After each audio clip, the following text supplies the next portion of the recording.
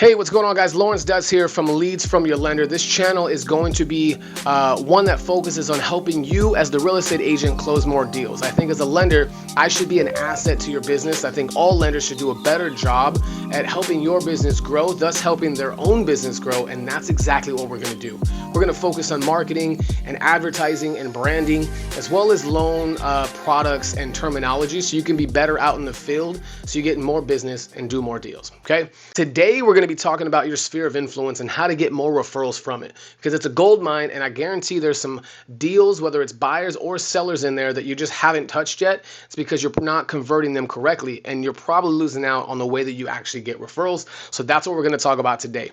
If you're new, you probably don't know how serious your sphere is. If you've been in the business a while, you know that your sphere of influence is where you get a majority of your business. As you network and go about your day, you grow your sphere. But often you can run through your sphere faster than you can actually grow it, thus stunting your overall income. So today we're going to talk about the soft intro. The soft intro is something you need to use every single time you ask a referral from a past client. Or maybe you just get a referral from a past client, like out of the blue, right? For example, let's just say this happens, right? Rick gives me a call. Hey, Lawrence, Jeanette was asking about some loan stuff. And I said, you know what? I got just the guy. Call my guy, Lawrence. He'll take care of you, right? The problem is that if I don't ask for that contact information, I have no control there. So a good salesperson knows that you don't want that to happen. When Rick calls me, I don't just say, okay, this is what you're going to start doing. At level 1, this is the best way to do it. And if you just stop after this video, after this portion of the video, you're going to have a much better time getting more deals. This is how it's going to kind of go. Make sure to grab a pen and paper and let's go from there. Hey, Rick, that is so awesome, and I really appreciate you thinking of me. But do you think you can ask him or her, or can you ask Jeanette if you have permission to send me her contact information so that I can reach out when I have a moment? Okay, check that again. Rick, thank you so much for thinking of me. It really does mean a lot. Really quick though, do you have is there any way that you can actually ask Jeanette if you have permission to send me her contact information so I can reach out when I have a moment? That's how it should be, guys. That alone, that switching that from, oh, awesome, fantastic, I'll let you know when she calls, or whatever the case may be. I'm not sure. Maybe you don't say anything at all. But when that opportunity arises, right? You're not asking for the business. They call you out of the blue. Hey, I gave your number to my neighbor or someone from work. You know what? Hey, next time you see him, can you ask him if you have permission to give their information to me so I can call him? That right there will change your entire business if you haven't already been using it. What happens is it gives you the opportunity to be in control, right? You can actually put them in your CRM, however you run your business, but you get to decide when and where you're going to follow up and how aggressive you can be. The other way around, you basically have to hope that they reach out, whether they call you or text you. And if they don't, now I have to go call Rick and say, hey, man, remember you said Jeanette was going to call me? She never did. What happened? And then he's like, I don't know. And then you have to ask him to follow up, and that's not his job. The last thing you want to do is be going in to help, to have him work for you. And then ultimately, if they don't ever call, you're just going to ask Rick to send your information anyway, so you might as well do it the very first time. Now, that's step 1. Again, if you use that right now and you stop this video, you're going to be fine. But level 2, the better way to do this is the soft intro. So let's get into it. The next time this happens, what you're going to do is you're going to ask Rick to include you into a 3-way text messaging group or an email, right? If Rick is a professional that uses email a lot, like that's how I communicate with him more often, then I'll probably ask him to throw us in an email together. If not, text message is always going to work because everyone has their phone in their hand and it always works. And the reason why this works and why it's so effective is that when you get a group text message from Rick introducing me to Jeanette and Jeanette to me, it immediately takes the guard down of the prospect. Your sphere of influence, Rick, essentially is vouching for you inside the group messaging, and this will guarantee, almost guarantee, that the lead will respond. Not because they're going to respond to you, because they're going to respond to Rick or your sphere of influence. It'll go something like this. Rick sends the text message. Hey, Jeanette, this is Lawrence, the one I was telling you about, the guy that's helped me with my loan. He was phenomenal. If I ever have any loan situations, I always go to him. If you have any questions, reach out. Lawrence, this is Jeanette. She's a great friend of mine. We've been working together for 10 years, 5 years, whatever. Friend of the family. Make sure to take care of her. She's a really great friend. Perfect, right? That's what happens. You see that text message come in. This is step number 2. you wait. You do not respond yet, right? Step one, ask Rick to make this text message for you, okay? This is kind of how it goes. I'll give you the script. When Rick calls you, hey man, Jeanette needs some help with what you call. I'm going to give her your number. Now, Rick, hey man, instead, do you think you can actually put us in a group text message, man? It would really mean the world to me if you could do that. This way I know that when she gets it, I get it, and I'll be able to like put time aside so that I can help her out when she responds.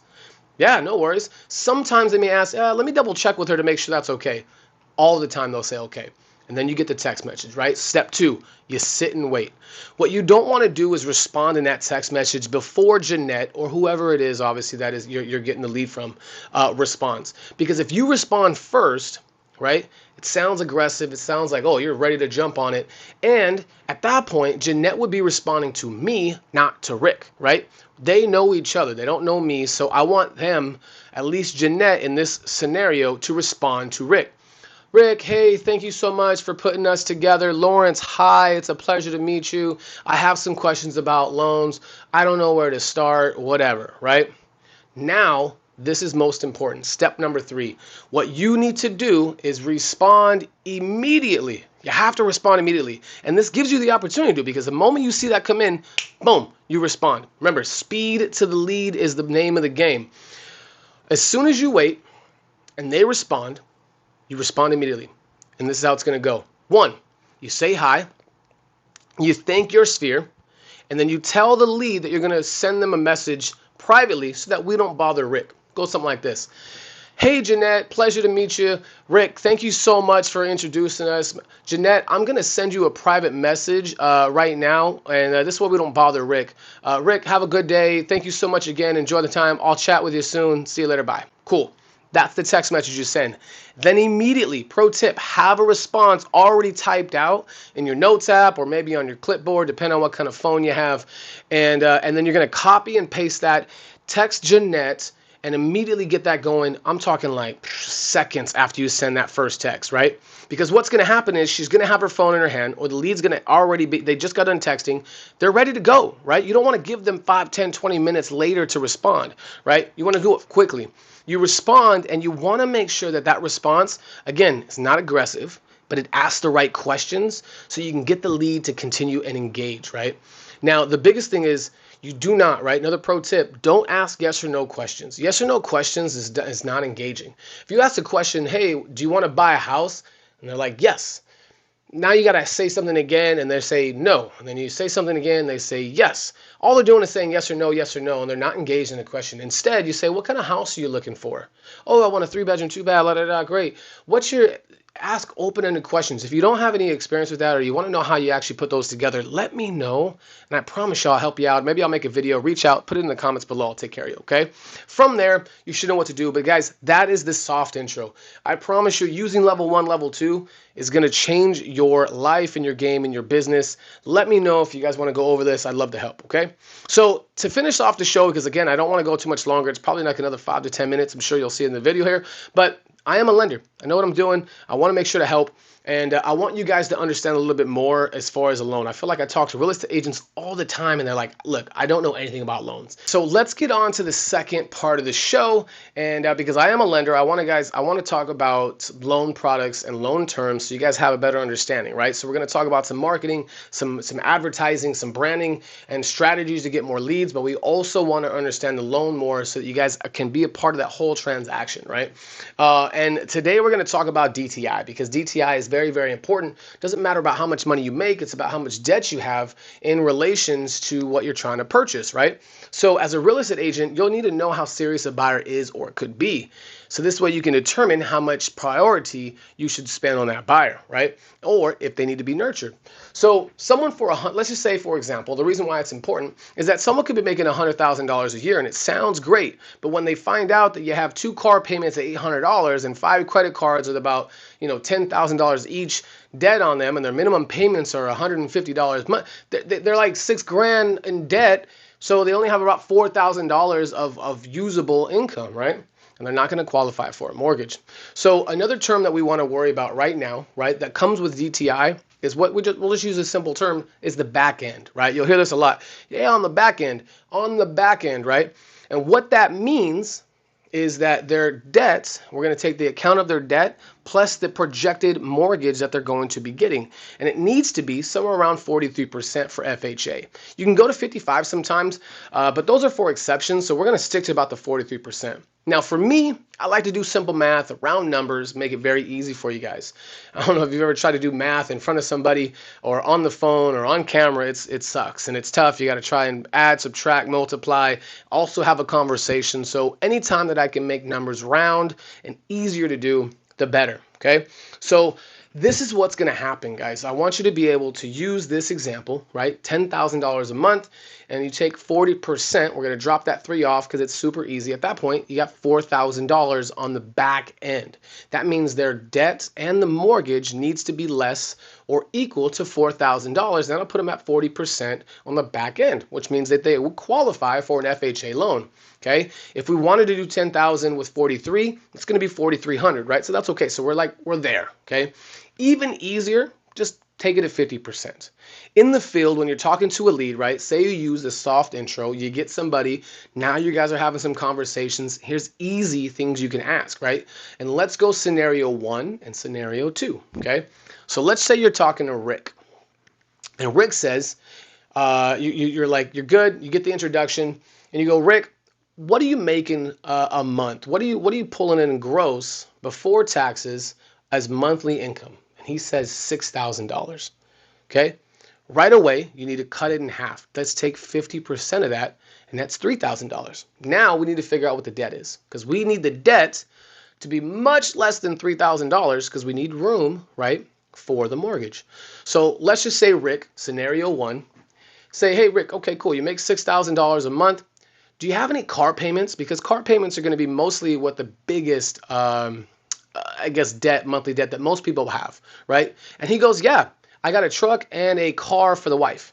I use the truck for work. My wife uses the car to take the kids around town, whatever the case may be, right?